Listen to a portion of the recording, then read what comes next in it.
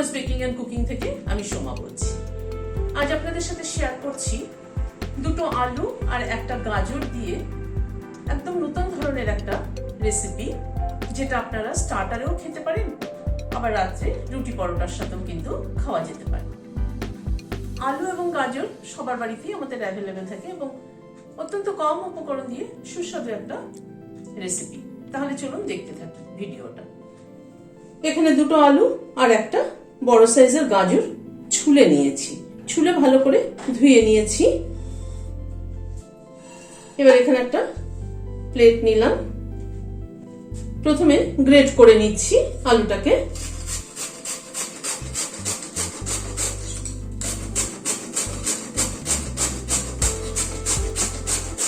এইভাবে আলুটাকে গ্রেট করে নিচ্ছি, গ্রেটারের ছোট দিকটা দিয়ে গ্রেট করছি।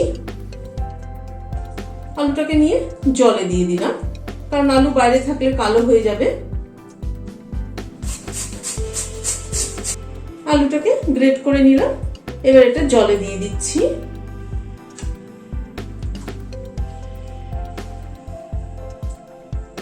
এবার গাজরটাকে গ্রেট করে নিচ্ছি।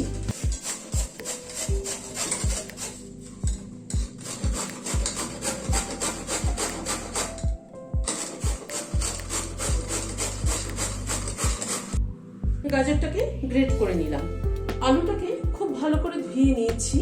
একটা ঝাঁঝরির মধ্যে নিয়ে কলের নিচে কলটা ছেড়ে দিয়ে রানিং ওয়াটারে ভালো করে আলুটাকে ধুয়ে নিয়েছি, যে আলুর যে স্টার্চটা আছে সেটা যেন চলে যায়। এবার এই বাটিটার মধ্যে গাজরটাকে মিশিয়ে দিচ্ছি, প্লেটটা সরিয়ে দিলাম। এখানে একটা ছোট সাইজের পেঁয়াজ কুচি করে নিয়েছি, সেটা দিয়ে দিলাম। পেঁয়াজটা খুব ফাইন করে কুচি করে নিয়েছি। দুটো কাঁচা লঙ্কা কুচি করে নিয়েছি, সেটা দিয়ে দিলাম। এখানে 5-6 কোয়া রসুন কুচি করে নিয়েছি, সেটা দিয়ে দিলাম।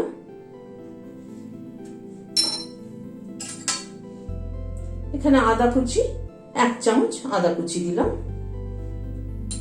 হাফ টিস্পুন মতো নুন দিলাম। হাফ টিস্পুন গোলমরিচের গুঁড়ো দিলাম। 1 টিস্পুন আমচুর পাউডার দিলাম। কর্নফ্লাওয়ার দিচ্ছি 1 চামচ, 2 চামচ কর্নফ্লাওয়ার দিলাম।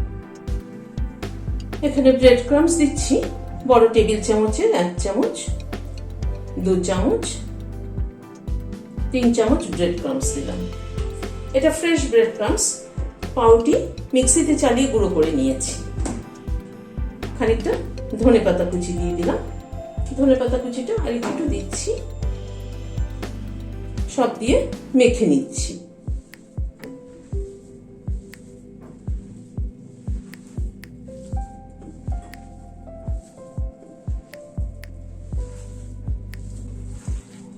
ভালো করে মিক্সচারটা মেখে নিলাম, কিন্তু মনে হচ্ছে আর একটু ব্রেড ক্রাম্বস লাগবে।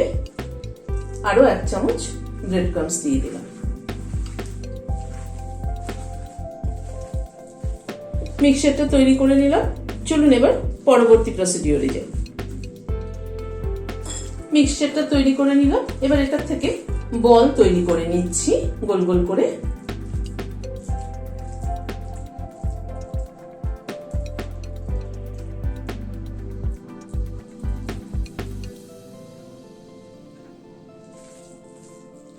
এরকম করে বল তৈরি করে নিচ্ছি। খুব বড়ও না, আবার খুব ছোটও না।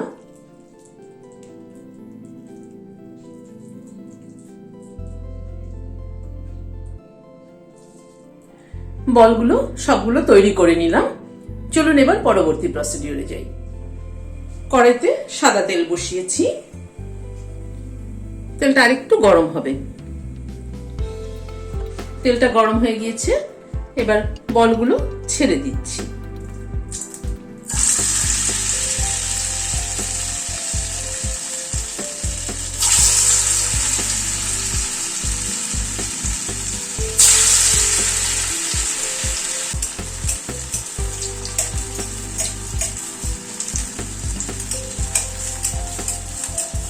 অল্প অল্প করে তেল উপরে একটু ছড়িয়ে দিচ্ছি।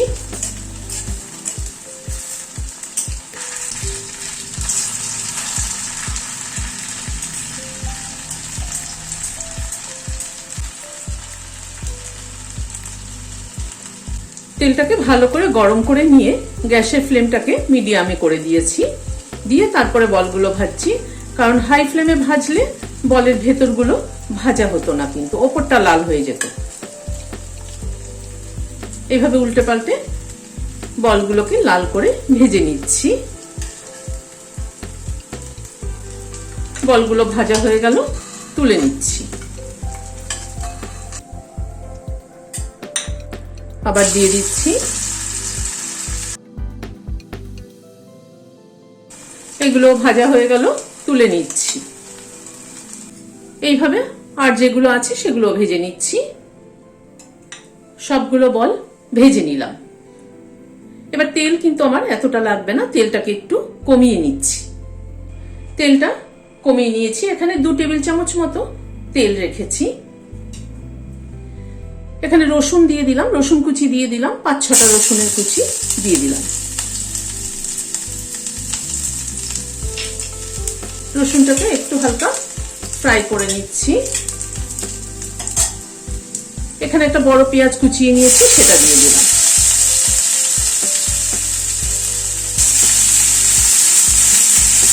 রসুনটাকে আগে তেলের উপরে দিয়ে ভেজে নিলাম, এই কারণে রসুনটাকে একটু লাল করে ভেজে নিতে হবে। রসুনটাকে ভেজে নিলে হবে কি, রসুনের ফ্লেভারটা স্ট্রং হবে, তাতে খেতে বেশি ভালো লাগে।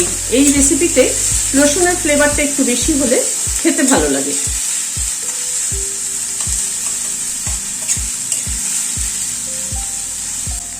গ্যাসের ফ্লেমটাকে কমিয়ে দিয়ে পেঁয়াজটাকে একটু ভেজে নিচ্ছি।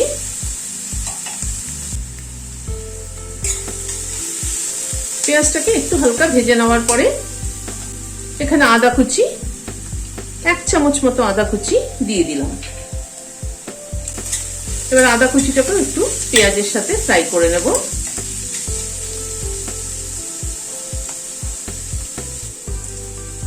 আদা কুচিটাকে একটুখানি ফ্রাই করে নিলাম। গ্যাসের ফ্লেমটাকে একদম কমিয়ে দিয়েছি। এখানে টমেটো সস, 2 টেবিল চামচ মতো টমেটো সস দিলাম। চিলি সস 1 টেবিল চামচ, সয়া সস 1 চামচ, 4 চামচের 1 চামচ দিয়ে সব সসগুলোকে একটু মিশিয়ে নিচ্ছি।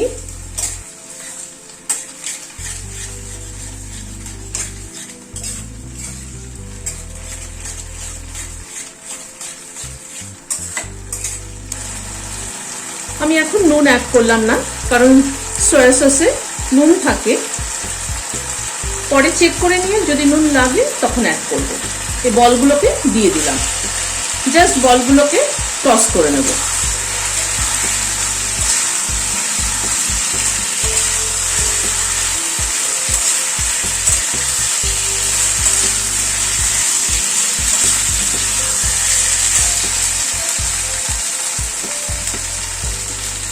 একবার একটু নুনটা চেক করে নিচ্ছি লাগবে কিনা। নুন আর লাগবে না। অল্প একটু ধনেপাতা কুচি ওপর দিয়ে ছড়িয়ে দিলাম। রুটি পরোটা খাওয়ার জন্য কিন্তু দারুণ একটা আইডিয়াল রেসিপি। সবসময় একঘেয়ে তরকারি খেতে তো ভালো লাগে না, তাই একটু রকম ফের হলে কিন্তু মুখের টেস্টও বদলায়, ভালোও লাগে খেতে। এবার গ্যাসটা বন্ধ করে দিয়ে সার্ভ করে দিচ্ছি।